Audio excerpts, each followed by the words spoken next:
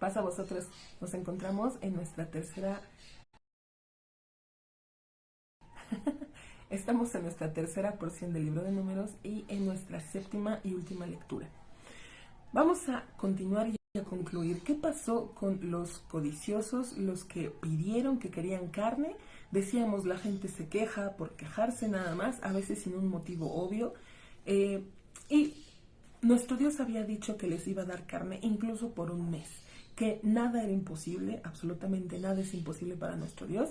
Y entonces estamos en el capítulo 11 a partir del versículo 30. Dice: y se reunió Moisés al campamento, él y los ancianos de Israel, y un viento se trasladó de delante de Dios e hizo pasar codornices del mar, y las esparció arrojándolas sobre el campamento, como la distancia del camino de un día por un lado, y como la distancia de camino de un día por el otro lado, alrededor del campamento, y como a una altura de 2 antebrazos sobre la superficie de la tierra. Es decir, había tantas codornices que a la distancia de un día de camino estaba lleno de codornices, y del otro lado también, y a la altura, dice, de aproximadamente 2 codos, más o menos un poquito menos de 1 metro. Imagínense qué cantidad tan tremenda de codornices envió nuestro Dios. Dice: y se levantó el pueblo todo el día aquel, y toda la noche, y todo el día siguiente, y recolectaron a las codornices.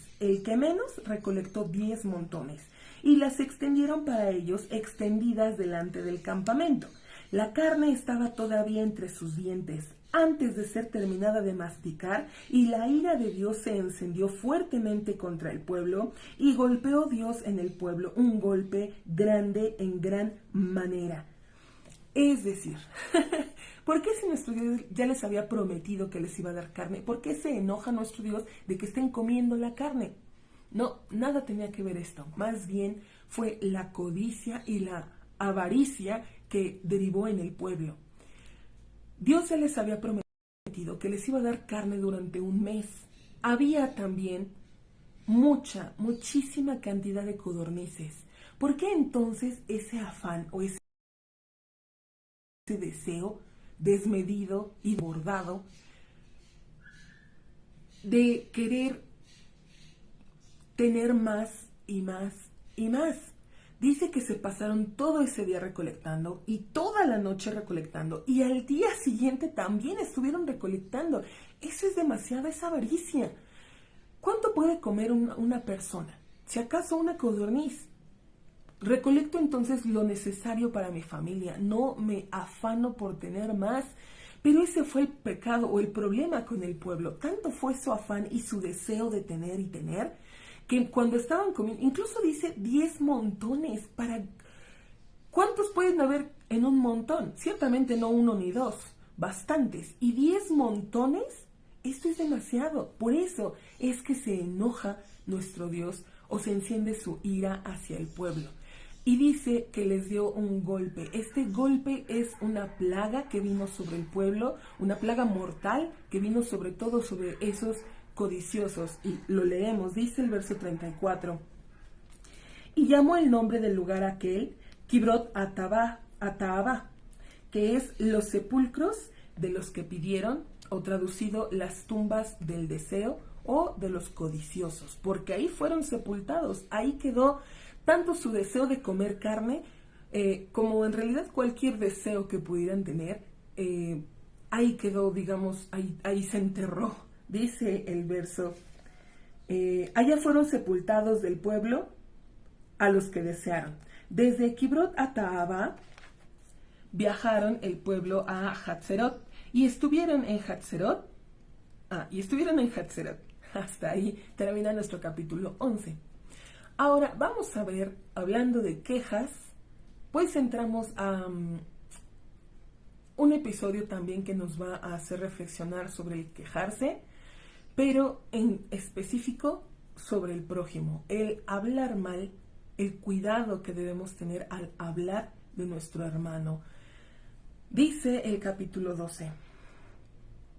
Y habló Miriam y Aarón de Moisés sobre el asunto de la mujer cushita que tomó, pues una mujer cushita tomó.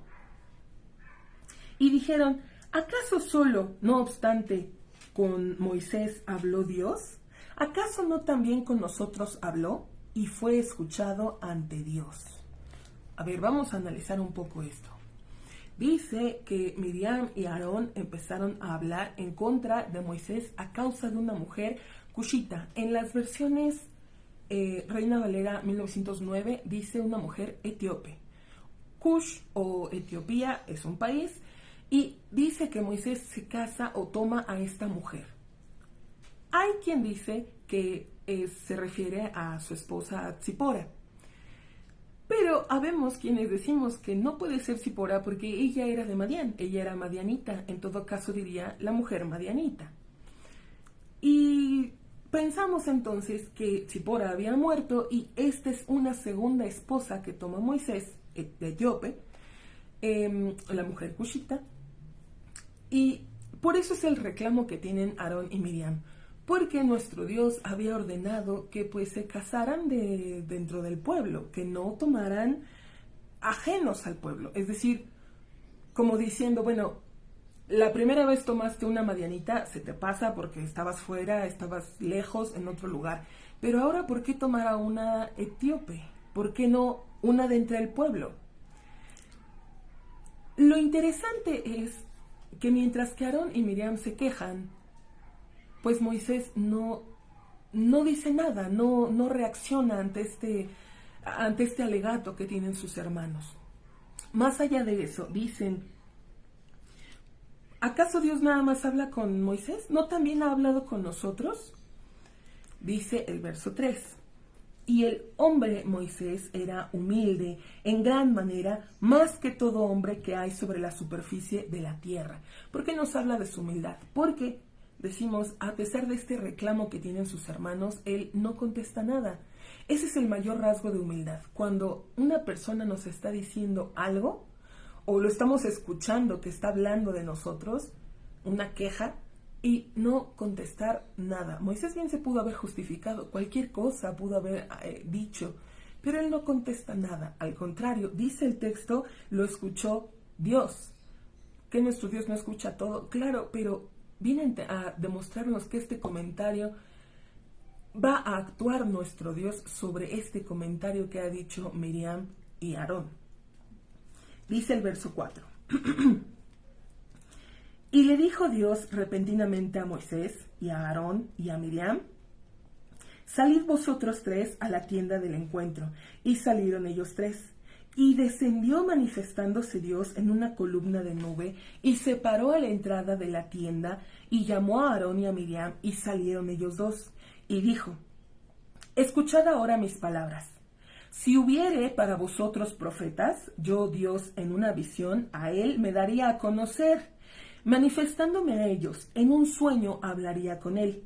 No es así con mi siervo Moisés, de toda mi casa fiel es él. Boca a boca hablaré con él, y en una visión clara, y no con enigmas, y en una semejanza de la gloria de Dios ha de observar. Entonces, ¿por qué no habéis temido de hablar a mi siervo de Moisés? Nuestro Dios sale en defensa de su mayor profeta. Y algo que nos queda claro, aparte de la humildad de Moisés, porque lo está diciendo, Moisés está en otro nivel. Moisés es superior a todos los demás profetas. Lo dice nuestro Dios porque dice, a cualquier profeta me le voy a revelar en sueños o en visiones y con figuras. No le voy a dar todo directamente. En cambio con Moisés dice, habla boca a boca. En otras versiones dice cara a cara. Y se le revela, le da las cosas claramente. Lo hemos leído a través de Éxodo, Levítico, ahora Números, y habló Dios a Moisés diciendo, y todas las cosas, ¿cómo es que debe actuar? Entonces está expresando nuestro Dios, no se quieran igualar con Moisés. Él está en otro nivel. Ustedes, los demás profetas, yo me los voy a revelar por medio de sueños y de visiones. Pero Moisés, otro nivel. Sale nuestro Dios a defenderlo y por esta parte entendemos de la humildad de Moisés. Decíamos, él no dijo nada, él no revela nada, él no se queja, no alega nada. Continuamos, verso 9. Y se encendió fuertemente la ira de Dios sobre ellos, y fue ascendiendo, y la nube se apartó de encima de la tienda, y he aquí Miriam estaba con lepra, blanca como la nieve. Y se dirigió Aarón a Miriam, y he aquí que tenía lepra. Esto fue en segundos. La escritura nos lo va narrando detalle a detalle, pero esto fue de inmediato. Así como asciende la nube, Miriam está blanca como nieve. Aarón la voltea a ver, y entonces dice: y le dijo Aarón a Moisés: te ruego, mi señor, no por favor ponga sobre nosotros la falta, por lo que actuamos con tontería y por lo que hemos pecado. Aarón de inmediato reconoce el error que han cometido, a pesar de que él no nos aparece que dijera nada, todo aparentemente lo dice Miriam, pero Aarón, al ser participante, al escuchar, al no callar a su hermana, es también participante de este pecado, y le suplica caiga sobre ellos este pecado. Incluso le dice: mi señor. A pesar de que Aarón era el sumo sacerdote, era el hermano más grande que Moisés, le dice: mi señor, y por favor perdona. Dice verso 12, que no por favor sea como un muerto que en su salida de la matriz de su madre se consumió la mitad de su carne. Es decir, le está rogando a Moisés para que intervenga, que la carne que está muerta de Miriam, porque se ha tornado leprosa, que sea sanada, que sea curada. Verso 13, y clamó Moisés ante Dios diciendo: Todopoderoso, por favor, cúrala, por favor, ahora a ella. Y hablábamos de la humildad de Moisés. Qué mayor rostro de humildad este. Cuando alguien habla mal de nosotros, ciertamente no queremos ni verlo, ni saludarlo, ni hablarle, ni nada. Moisés no solamente superó todo eso, ora, ruega a nuestro Dios que sane a su hermana. Por favor, Dios, por favor, sánala ahora. ¿Cuál es la respuesta de nuestro Dios? Verso 14. Y le dijo Dios a Moisés: si su padre escupiría en su rostro, ¿acaso no se hubiera avergonzado por 7 días? Es decir, si un padre amonesta, reprende, que es cuando se escupe de tan fuerte que se habla, de tan enojado que puede estar el padre al amonestar a su hijo. Dice, un padre reprende y se avergüenza el hijo por 7 días, dice, verso 15. Perdón, seguimos verso 14. ¿Acaso no se hubiera avergonzado por 7 días? Que sea aislada 7 días fuera del campamento y después será reunida. 7 días leíamos en Levítico que era el tiempo de cuarentena de un leproso. Eran 7 días que debía estar apartado del campamento, fuera de los 3 campamentos, alejado, exiliado, dice el verso 15. Y fue aislada Miriam fuera del campamento 7 días, y el pueblo no partió hasta que fue recogida Miriam. Y después partió el pueblo de Hatzerot y acamparon en el desierto de Parán. ¿Por qué nuestro Dios hizo que el pueblo esperara a Miriam? Porque la nube no se levantó, por lo tanto el pueblo permaneció acampando 7 días hasta que Miriam fue sanada de su lepra. Esto es un pago, digámoslo así. Mire, cuando la persona habla mal de su prójimo, lo que procura, lo que causa es separación y división, es alejamiento. Es de entenderse entonces por qué el castigo del que habla mal, del que tiene esta mala lengua, esta maledicencia hacia su prójimo, debe ser ahora entonces él apartado, él debe ser alejado, y de una manera muy pública. Quizá él habló mal del compañero en secreto, en privado. Bueno, ahora todos van a saber lo que hiciste estuvo mal, para vergüenza el estar fuera, lejos del campamento. Ahora, entendemos esta parte de Miriam que habló mal y su castigo estar fuera. Pero ¿por qué nuestro Dios le concede esa bondad del pueblo que la esperara 7 días? Decíamos, en esta vida todo se cobra y todo se paga. Ella también esperó cuando fue una niña. Cuando la madre de Moisés lo coloca en la canasta, cerca, vamos, en el río, dice que Miriam estuvo ahí esperando también a ver qué pasaba con su hermano. Bueno, pues el mérito de esto, ahora ella la iban a esperar el pueblo, todo el pueblo. Decíamos, todo lo que hagamos, sea pequeño, sea grande, todo trae una consecuencia, todo, ya sea buena, ya sea mala, dependiendo de nuestro actuar. Y pues hasta aquí vamos a concluir con nuestra séptima lectura, con nuestra tercera porción del libro de Números. Si Dios permite, continuaremos más adelante.